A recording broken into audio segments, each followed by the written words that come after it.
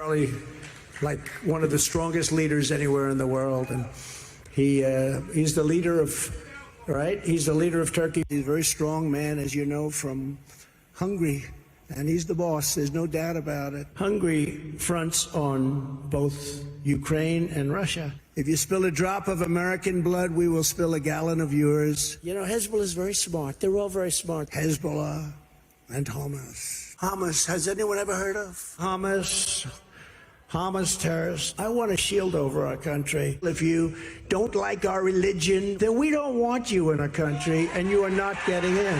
What happened yesterday was incredible. I mean, whoa, so many people killed. Very big number, very, very big number. And vicious, too. Vicious, young children just slaughtered. It's terrible what's going on. So, welcome back, everybody. Welcome back, one and all, to the Dr. Nasir Shaikh Show. What's on tap for today? Well, as you saw some of Donald Trump's greatest hits, I want to apologize for some of the graininess in the video. It's gonna be for the next 30 seconds or so, but trust me, it does clear up. But then we are dealing with MSNBC, also known as MSLSD. That's right, folks. Anyways, that was some of Donald Trump's greatest hits. Let's see what the delusional Looney Tunes at MSLSD have to say for today about Donald J. Trump. Let's get to the rest of the video right now. It's out of an Ali G skit where Ali G says, I like hummus. You put the dip in it and you can do carrots with it. It's just horrible. Hummus. But everything. I mean, he's lost. Is he that? He's lost. That's something Donald. Come on, man.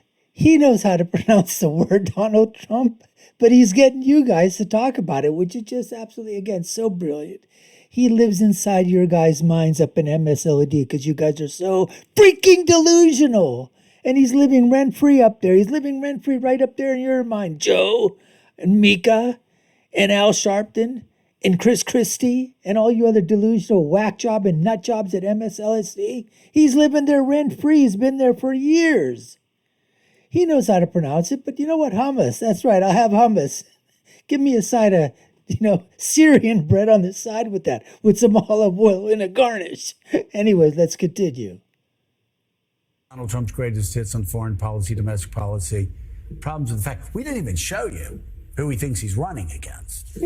Or where he thinks he is. Or where he thinks he is. I mean, he got that wrong in Iowa. He did. He thought he was in South Dakota. Yeah. I mean, come on. He's in the wrong state. And Aide had to tell him, sir, it's actually. So Here's joining us now. It's really tough. I mean, to keep up with that and keep up who you're running against, who you beat, who you lost to. He still thinks he's running against Barack Obama, but he's not. One of the people he's running against, and maybe the reason why he doesn't know is because he won't debate him, is in the Republican primary, former New Jersey Governor Chris Christie. What do you think? You've known Donald a long time like us. Do you think when he gets up there and he freaks out, he can't remember Joe Biden's name? I mean, because you see him struggling.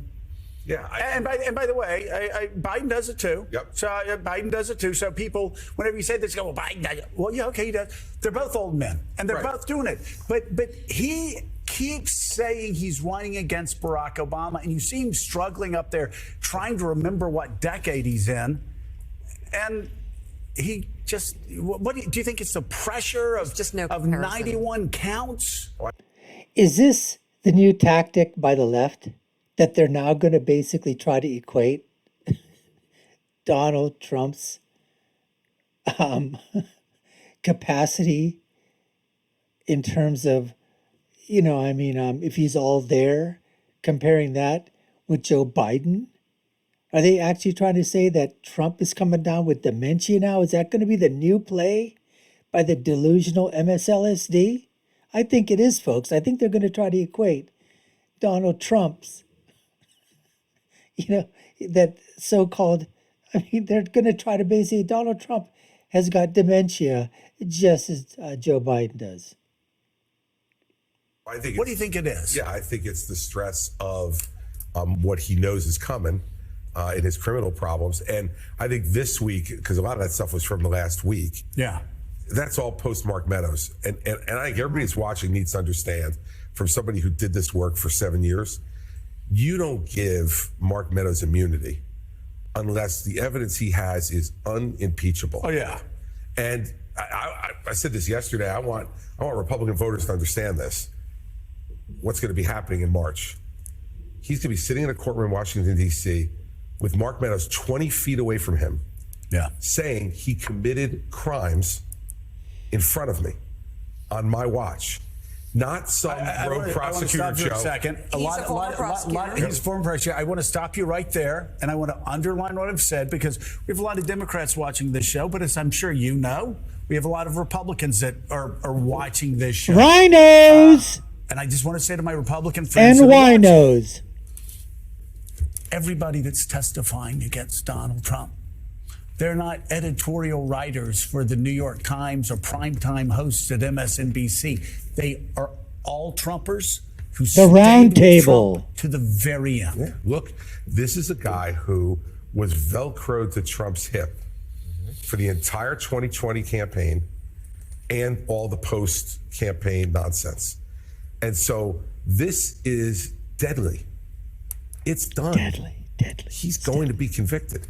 But It's over. can't he run for president and put delay and get out of it? Well, I don't think he can delay it. No, I don't have the impression that this district court judge in Washington is amenable to delay. It's a March 4th. She seems pretty. So it's a March 4th trial right Yep. now. Mm-hmm.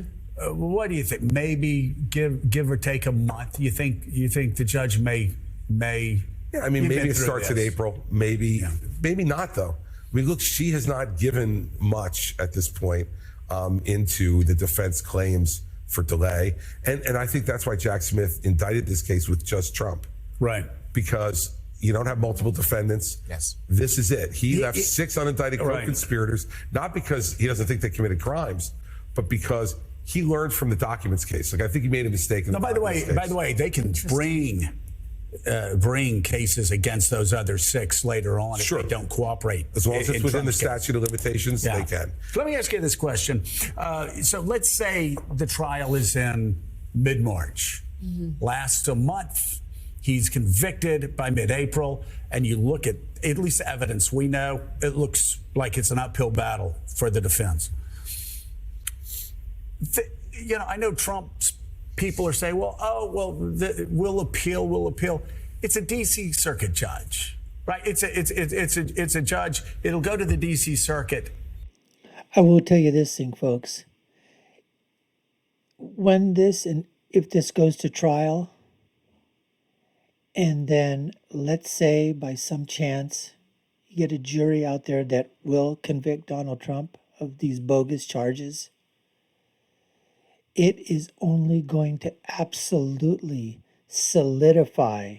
I mean, his base is already rock solid, like cement hardened rock solid. You want to get it to the level of diamond caliber strength, fortified, solidified, you go ahead and convict him. I mean, that's what the left wants. That's what the progressive wants. That's what these, people at MSLSD and CNN and all the other alphabet soup think tanks that you're talking about, academia, Hollywood, these people are gonna just love it, as Van Jones says, right? I love it. That's what they want. They want Donald Trump to be convicted. And I'm telling you, folks, I've said this over and over and over again. When all these indictments started to pile up, we saw that his strength just continued to solidify, to build. Picture this. Picture that you've got like a 6 or 7/8 inch bolt, and you take a nut, you put it on top. You take another nut, you put it right on top. Take another one. Try to remove those nuts. And if you think that I'm saying is, if you want to call us a bunch of nuts, then we're just a bunch of freedom-loving nuts. That's exactly who we are. Because at least we want to follow the rule of law, folks. We're not out there looking for a crime and then attach something to it. We don't want to talk about fake, bogus charges on these fake charges that were brought up for J6 and all this other crap that's been going on. So, as I said before, you want to see galvanization. You want to see solidification. You want to see people coming together like they've never come back. I mean, I don't even know how much more togetherness we could get in the Republican Party. Because once the primaries are over, it's back to 95% Trump in terms of support from the Republican side. Anyways, let's continue. Then the Supreme Court. They're going to expedite this, aren't they? This is not going to be like a year. I think they would. But remember, once you're convicted by a jury, you're convicted. Right. So he's going to have all kinds of new restrictions placed on him as now a convicted felon. Okay, in terms of his travel, his speech, all the things he can do. Right now he's out on bail, let's remember. Right. And once you're convicted, you have the right to remand him immediately if you wanted to. A former president, though? No, I don't think they will. But the point is that when that's the extreme alternative, right, you could place all kinds of restrictions on him and say, you don't like those? Okay, we'll send you to jail. Stay home or stay home. It could be house arrest. Ankle bracelet. There's a whole bunch of things that can happen in terms of what he can do, where he can travel. He's going to have to go to probation to get permission to travel. What's he convicted of? Well, he'll be in the January 6th case. He's going to be convicted of obstructing Congress. That the actions that he took was obstructing Congress. That's such bullshit. Bullshit. He just comes in just to ask Chris Christie, what's he actually convicted of? I'm surprised that he even asked that question. What's he convicted of? Duh. I think he was obstructing Congress, you know. He had a couple of too many cheeseburgers, down those, Diet Cokes.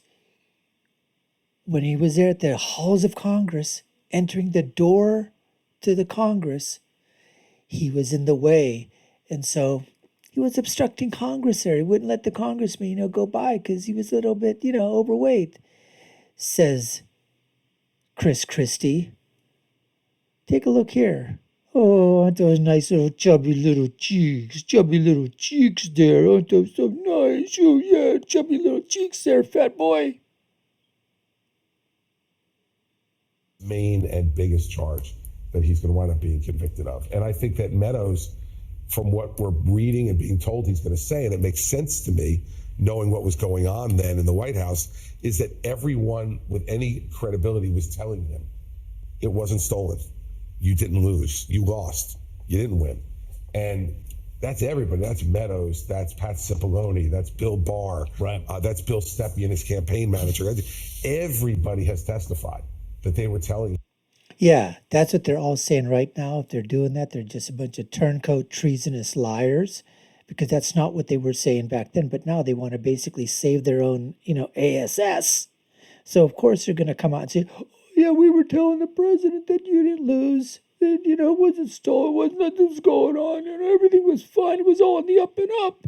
You're all wrong, Mr. President. Right. That's what they were saying there, Chris. Mm-hmm. Him. You lost.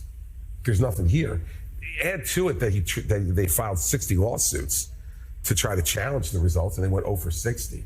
I mean, you got to get the state of mind. And what was he thinking? Right. Well, it's not just subjective. It's not him saying, well, I didn't think it, so who cares? Mm-hmm. It's what is all the objective evidence that was being presented to you, and was it reasonable for you to have that state of mind? And I think any jury would probably conclude, given all those people testifying, that it was reasonable for him to think he didn't lose. They were all, and we saw this in January 6th committee.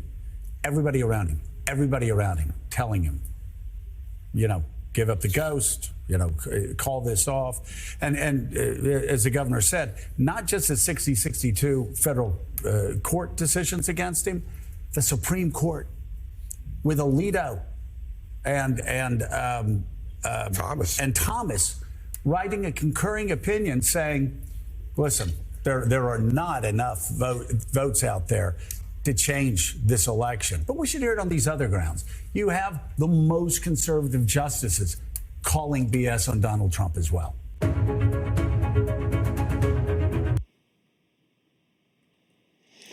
Well, that was a laboratory full of people having a brain fart or a collective brain fart, right? I mean, that was absolutely unbelievable. But this is what happens, folks. They have nothing else to do except on these talk shows, to basically do the same thing that they've been doing for like the last decade, it basically seems, in terms of bashing Donald Trump, bringing on so-called Republicans, so-called conservatives like Chris Christie. What happened to you, man? What happened to you other than you getting fat? And you're polling what? I don't even know. Are you polling at even 1%? Christopher? Are you? Man, just stay in New Jersey. Just stay over in New Jersey, okay, Chris? Anyways, folks, you've been watching the Dr. Nasir Sheikh Show. I've been your host. My name is Dr. Nasir, the MD of the Republic, the doctor of the democracy. Hope you liked the video. Comment below, share, like, and follow us. You know what to do. I'll leave you with my final thought, which is, when you're right, you're right. And when you're left, you're wrong. We'll see you again next time, folks. Take care and stay safe.